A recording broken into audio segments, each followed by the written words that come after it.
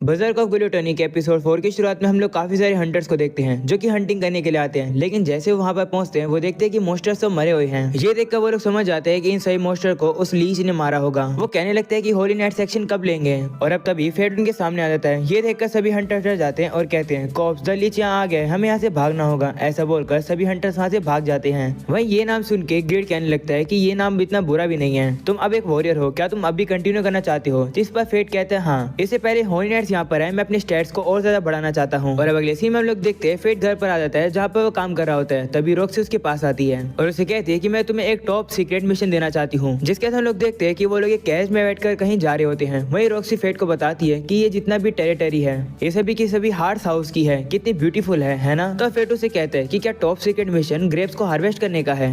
तो रॉक्सी कहती है कि क्या तुम्हें याद है कि उस दिन हमने एक दुकान पर हमारे ही ग्रेप्स बिकते हुए देखे थे, तो मैं तुम्हें ताजे ग्रेप्स दिखाना चाहती हूँ। जिसके बाद वो लोग अपने डेस्टिनेशन पर पहुंच जाते हैं जहाँ पर रॉक्सी की मॉम रॉक्सी का वेलकम करती है। रॉक्सी की मॉम काफी कमजोर लग रही थी, तो अब रॉक्सी उसके पास आती है और कहती है मैंने आपसे कहा था ना कि आपको मुझे ग्रेट करने की जरूरत नहीं थी। जिस पर उसकी मॉम उससे कहती है चिंता मत करो, मैं आज थोड़ा बेहतर फील कर रही हूँ। वैसे तुम्हारे साथ ये कौन है? तो रॉक्सी उसे कहती है कि ये मेरा न्यू सर्वेंट है जिसे मैंने हायर किया है, मैं आपको इसे इंट्रोड्यूस करना चाहती थी इसलिए मैं यहाँ से लेकर आई हूँ। तो फेट भी अपना इंट्रोडक्शन देता है, लेकिन वो काफी ज्यादा नर्वस होता है। वहीं पर अब रॉक्सी की मॉम भी अपना इंट्रोडक्शन देती है। वो बताती है कि उसका नाम आयशा हार्ट है। वह फेट का वेलकम करती है। ये सुनकर फेट खुश हो जाता है। वहीं पर गेट फेट से कहता है कि रॉक्सी की मॉम तो कितनी ज्यादा फ्रेंडली है ना? जिस पर फेट भी हाँ करता है। तभी आयशा फेट को अपने पास बुलाती है और उसे कहती है कि क्या तुम रॉक्सी को पसंद करते हो? ये सुनकर फेट शर्मा जाता है। वहीं पर रॉक्सी भी शर्मा जाती है और अपने मॉम से कहती है कि आप ये अचानक से क्यों पूछ रही हो? जिस पर वो कहती है कि मैं तो बस ये जानना चाहती हूँ कि वो एक एम्प्लॉयर के तौर पर तुम्हारे बारे में क्या सोचता है। ये बात सुनकर फेट और रॉक्सी थोड़े से रिलीफ फील करते हैं। जिसके बाद फेट रॉक्सी की मॉम से कहते हैं कि मैं लेडी रॉक्सी को काफी अडोर करता हूँ, अगर मुझे अलाउ किया जाएगा तो मैं अपनी पूरी जिंदगी उन्हें सर्व करूंगा इसी तरीके से।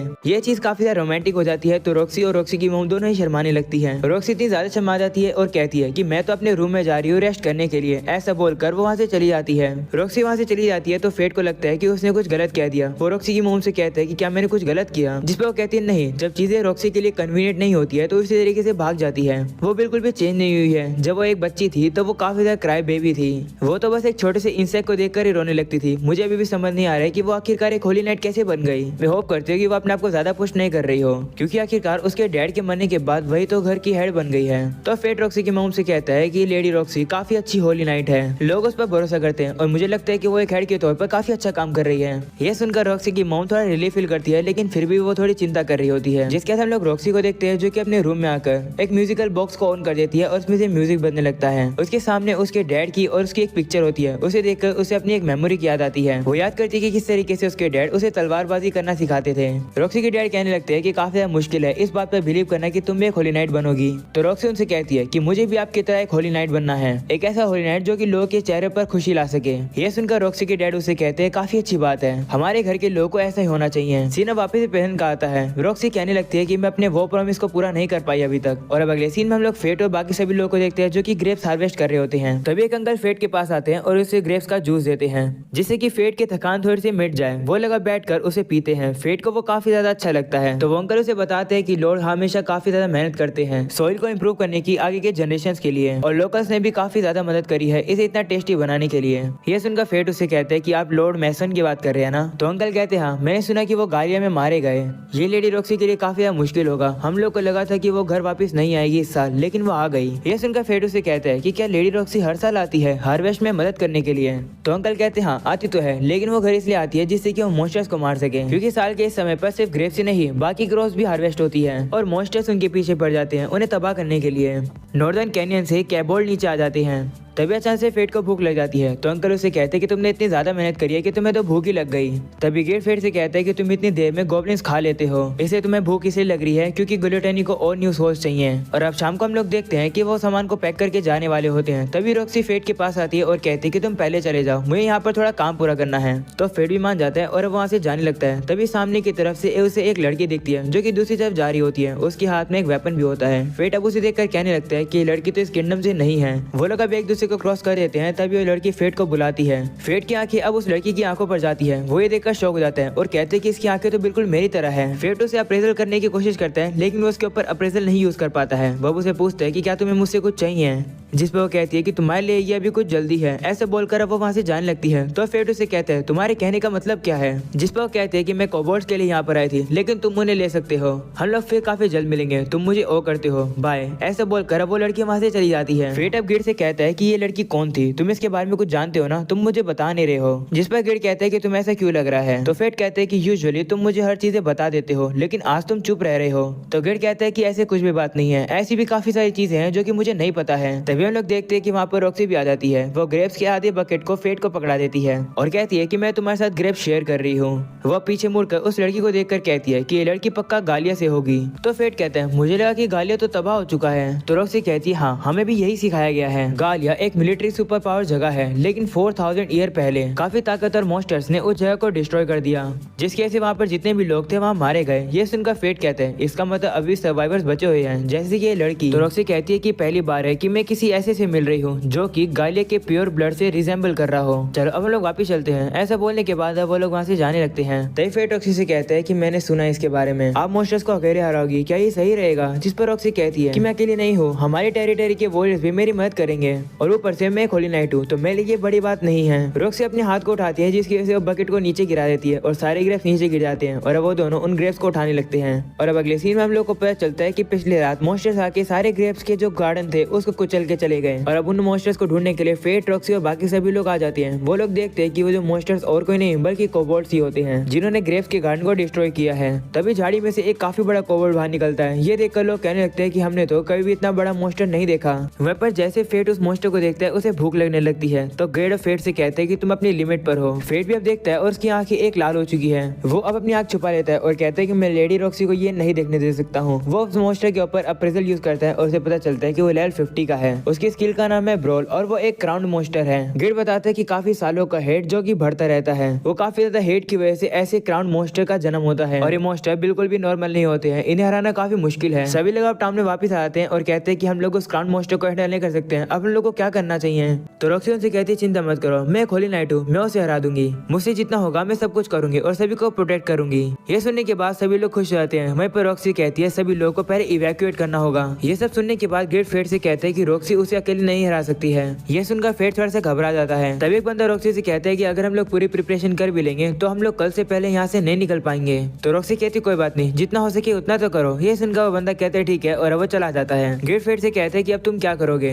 जिस पर फेट सोचता है कि मैं अभी तो लेवल 50 वाले मॉन्स्टर को हैंडल नहीं कर सकता हूँ, लेकिन अगर मैं कुछ भी नहीं करूंगा तो हार्ड टेरिटरी पूरी तरीके से डिस्ट्रॉय हो जाएगी और मैं लेडी रॉक्सी को भी नहीं मरने दे सकता हूँ, इसलिए गेड हम दोनों मिलकर उस मॉन्स्टर को हराएंगे। और अब अगले सीन में फेट कोबोल्ड से लड़ने के लिए आ जाता है। गेड उसे कहने लगता है कि तुम तो एक हीरो की तरह काम कर रहे हो, जिस पर फेट कहता है कि ऐसा कुछ भी नहीं है। तभी गेड फेट को उन मॉन्स्टर्स के बारे में बताता है, जैसे कि जो क्राउन मॉन्स्टर को घेरे हुए हैं वो कोबोल्ड एसोल्ट और कोबोल्ड जूनियर्स हैं। गेड फेट से कहता है कि क्या तुम्हारे पास कोई प्लान है, जिस पर फेट कहता है कि मैं ऐसे लड़ूंगा जैसे एक ग्लूटन लड़ता है। ऐसा बोलने के बाद फेट गेड को बो में बदलता है और मॉन्स्टर्स के ऊपर हमला करने लगता है। फेट काफी सारे कोबोल्ड्स को मार के उस क्राउन मॉन्स्टर के पास पहुंच जाता है और उसके ऊपर हमला करते हैं, लेकिन वो क्राउन मॉन्स्टर दूसरे मॉन्स्टर को अपने सामने ले आता है, जिससे कि वो उस अटैक से बच जाता है। इसके बाद अब बाकी कोबोल्ड्स भी उस क्राउन मॉन्स्टर को बचाने लगते हैं फेट के ऊपर हमला करके, लेकिन फेट भी गेड को तलवार में बदलता है और वो उनके ऊपर हमला करके उन सभी को खत्म करता है।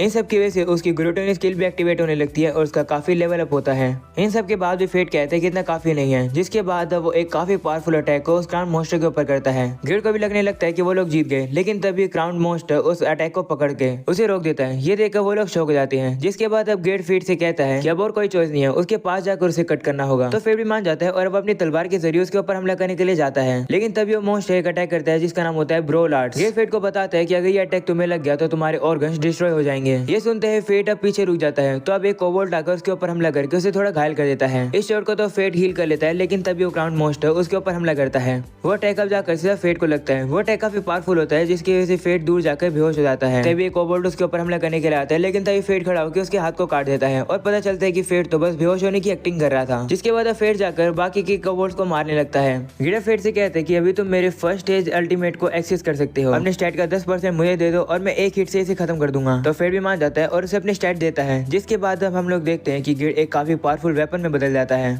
जिसके बाद हम लोग देखते हैं कि वो क्राउन मॉन्स्टर अपना हमला करता है, लेकिन तभी उसी तरफ फेट भी अपना हमला करता है। अब उन दोनों के अटैक आपस में टकरा जाते हैं, लेकिन फेट का अटैक थोड़ा स्ट्रॉन्ग होता है, इससे वो उस क्राउन मॉन्स्टर को पूरी तरीके से खत्म कर देता है। फेट का अटैक इतना ज्यादा भारी था कि सामने की तरफ तो एक काफी बड़ा गड्ढा हो जाता है। हम लोग देखते हैं कि फेट की ऑटो रिकवरी ने उसे ऑलरेडी हील कर दिया। तभी गिलोटिन स्किल एक्टिवेट होती है और फेट को काफी दर्द होने लगता है। गिल्ड फेट से कहते हैं कि रिएक्शन हो रहा है क्योंकि तुमने पहली बार एक क्वालिटी सोल को खाया है, तुम्हें इसे सहन करना होगा, अगर तुम ऐसा नहीं करोगे तो तुम तबाही मचा दोगे। फेट अब काफी दर्द में नीचे बैठ जाता है और चिल्लाने लगता है। और अब अगली सुबह वॉरियर्स वहाँ पर पहुंचते हैं और देखते हैं कि कोबोल्स तो वहाँ पर मरे हुए हैं। वहीं पर रॉक्सी भी खड़ी थी, वो कहने लगती है शायद इन लोगों को मैजिकल एरो से मारा गया है, लेकिन आखिरकार वो पर्सन इतना पावरफुल कैसे कि उसने इतना बड़ा गड्ढा कर दिया। और अब इसी गड्ढे के बारे में रॉक्सी अपने मॉम को आके बताती है। वह फेट तो घबरा रहा होता है कहीं लोगों को पता ना चल जाए कि ये सब उसने किया। तभी रॉक्सी कहती है कि मैंने एक लड़की को देखा था जो कि गालिया सी थी, शायद से ये सब उसी ने किया होगा। मैंने सुना है कि वहाँ के लोग तो होली नाइट से ही पावरफुल होते हैं। ये सुनकर अब फेट रियली फील करता है कि उसका नाम नहीं आया। वहीं पर रॉक्सी थोड़ी खुश लग रही होती है और फेट से बात कर रही होती है। ये चीज रॉक्सी की मॉम भी देख लेती है और मन में कहती है कि रॉक्सी हमेशा खुश लगती है जब भी वो फेट के साथ होती है। और अब अगले सीन में लोग देखते हैं रॉक्सी की मॉम ने फेट को अपने पास बुलाया और फेट से कहती है क्या तुम मेरे काम करोगे, मैं चाहती हूँ कि तुम हमेशा रॉक्सी के साथ रहो, उसकी मदद करो। तो फेट कहते हैं कि क्या मैं वर्दी हूँ, जिस पर आयशा कहती है तुम्हें किसी भी पोजीशन या फिर स्टेटस की जरूरत नहीं है, तुम्हें होल नाइट जितना स्ट्रॉन्ग होने की भी जरूरत नहीं है, बस ये तुम्हारे अंदर से आती है, वो फीलिंग जो चाहती है कि तुम उसे सपोर्ट करो। तो फेट कहते हैं क्या फीलिंग, जिस पर आयशा कहती हाँ मैं भी सेम थी, मैं भी कॉमनर थी बिना किसी स्किल के, लेकिन फिर भी मैं अपने हस्बैंड के साथ थी। मैंने रॉक्सी के लिए काफी ज्यादा मुश्किल खड़ी कर दी है उससे होली नाइट का आधा ब्लड देके। ऐसा बोलने के बाद अब उन्हें खांसी आने लगती है तो फेट अब उन्हें संभालने लगता है। आयशा फेट से कहती है कि मेरे पास ज्यादा समय नहीं बचा है जिंदा रहने का, इसे मैं चाहती हूँ कि तुम मेरी तरफ से रॉक्सी को सपोर्ट करो। मैं इस चीज की भीख मांगती हूँ, मुझे पता है कि तुम अभी आंसर नहीं दे पा रहे होगे, लेकिन इसके बारे में जरूर सोचना। जिस पर फेट भी थोड़ा सोचता है और उनसे कहता है ठीक है। और अगले सीन में लोग देखते हैं फेट और रॉक्सी कैद में बैठकर वापस जाने लगते हैं। फेट कहने लगता है कि क्या मेरे पास सही में हक है रॉक्सी को सपोर्ट करने का, क्योंकि मैं ही एक ऐसा पर्सन हूँ जो कि वर्ल्ड को डिसीव कर रहा है, मैं जिसके पास एक सीक्रेट है जो कि ग्लूटेन स्किल है। और अब रात में हम लोग देखते हैं फेट काफी सारे गॉब्लिन्स को हराते हैं, लेकिन फिर भी उसकी आंख ठीक नहीं होती है। ये देखकर फेट काफी शौक होता है और कहता है ये क्या, जिस पर गिड कहता है मैंने कहा था कि तुम अब गॉब्लिन से सेटिस्फाइड नहीं होगे। तो फेट उसे कहता है लेकिन आसपास तो कोई भी ऐसा मॉन्स्टर नहीं है जिनका रैंक गॉब्लिन से ज्यादा हो। तो गिड उसे कहते हैं अभी जाने का समय हो गया है, तुम्हें कैसा एक्ट करना चाहिए उसके बारे में तुम्हें सोचना चाहिए। तो फेट भी मान जाता है और अब अगले दिन उसी कैफे में आके बैठ जाता है। उसने अपने आंखों पर पट्टी बांधी हुई है जिससे कि कोई उसकी आंख ना देख सके। फेट अब कहने लगता है जैसा मैंने सोचा था, मेरे पास कोई भी हक नहीं है लेडी रॉक्सी को सपोर्ट करने का। तभी अंकल आ जाते हैं और कहते हैं कि क्या तुम लोगों ने सुना कि कॉप्स को हराने के लिए अब हाड़ो जाएगा। ये सुनकर फेट शॉक हो जाता है और कहते हैं क्या मुझे हराने के लिए हाड़ो आएगा। तब शोबोने कहते हैं कि हाड़ो एक इजी इन्वेस्टिगेशन ढूंढ रहा है जिससे कि वो कुछ फाइटिंग एक्सपीरियंस गेन कर सके। तो अंकल कहते हैं हाँ उसे गाली में भेजना चाहिए और उसे मॉन्स्टर्स का खाना बनना चाहिए। तो शोबोने कहते हैं नहीं वो ऐसा नहीं करेगा क्योंकि ऐसे लोग सेफ जोन चुनते हैं, वो लोग गालिया में जरूर किसी और को भेजेंगे। ये सुनकर फेट कहते हैं क्यों अभी भी किसी को गाली में भेजना है क्या, क्योंकि थोड़े समय पहले तो लॉर्ड मैसन वहाँ पर मरे हैं। तो अंकल कहते हैं कि ये चीज अभी थोड़ी समय में डिसाइड होगी, प्रे करते हैं कि चीजें बुरी ना हो जाए। और अब अगले सीन में हमें सभी होल नाइट्स को दिखाया जाता है और पता चलता है कि गाली में जाने की ड्यूटी रॉक्सी की है। ये सुनकर राफेल और उसके भाई बहन काफी खुश होते हैं। और अब अगले सीन में लोग देखते हैं रॉक्सी अपने फादर को आके बताती है कि उसे चुना गया है गाली में जाने के लिए और अब अपने फादर से आशीर्वाद मांग रही होती है। तभी फेट वहाँ पर आता है और उसे कहते हैं कि गाली में मत जाओ क्योंकि ऐसा भी हो सकता है कि तुम कहीं वापस आओ ही ना। तो रॉक्सी कहती है कि मैंने डिसाइड कर लिया है कि मैं जाऊंगी। ऐसा बोलने के बाद अब रॉक्सी वहाँ से चली जाती है। तो फेट को अंकल की बात याद आती है जो कि कह रहे थे कि ब्लैरिक्स हार्ट फैमिली को पसंद नहीं करते हैं, उनके लिए रॉक्सी एक परेशानी है। तो उन्हीं लोगों ने कुछ किया होगा जिससे कि रॉक्सी को गालिया में जाने की ड्यूटी मिली है। ये याद करके फेट काफी गुस्से में आ जाता है। और अब अगले सीन में हम लोग ब्लैरिक्स को देखते हैं जो कि पार्टी कर रहे होते हैं। मिमिल कहती है फाइनली अब हम लोग को रॉक्सी से छुटकारा मिल गया। तभी हार्डो उनसे कहते हैं कि तुम लोग तो 10 में जा रहे हो ना, मैं भी वहाँ जाना चाहता था। जिस पर मिमिल कहती है कि हम लोग मजे के लिए थोड़ी वहाँ जा रहे हैं, हम लोग तो वहाँ रिसर्च करने के लिए जा रहे हैं। हार्डो कहते हैं ओ वो इमोर्टैलिटी के ऊपर रिसर्च करने जा रहे हो तुम लोग। और राफेल से कहते हैं कि अब समय आ गया, हम लोग को सच्चाई बता दो इस रिसर्च के बारे में। तो राफेल कहते हैं कि तुम्हें जितना काम दिया गया है तुम उतना करो, जाओ जाके लीच को मारो। और अगले सीन में हम लोग फेट को देखते हैं जो कि कहने लगता है कि मैं किंगडम के डिसीजन को चेंज नहीं कर सकता हूँ और ना ही मेरे पास अथॉरिटी है कि मैं लेडी रॉक्सी को रोक सकता हूँ, लेकिन ब्लैरिक्स जो कि लोगों को हर्ट करते हैं उन्हें इंसेक्ट की तरह ट्रीट करती है, मैं उन लोगों को छोड़ूंगा नहीं। तभी हम लोग देखते हैं वहाँ पर हार्डो और भी काफी सारे एडवेंचर के साथ आ जाता है और फिर से कहते हैं ओ तो तुम हो वो कॉप्स। जिसके बाद अब वो दोनों एक दूसरे से लड़ने के लिए तैयार हो जाते हैं और इसी के साथ हो जाता है ये एपिसोड यहीं खत्म। वीडियो को लाइक कर देना, चैनल सब्सक्राइब कर देना। मिलते हैं अगले वीडियो में, बाय बाय।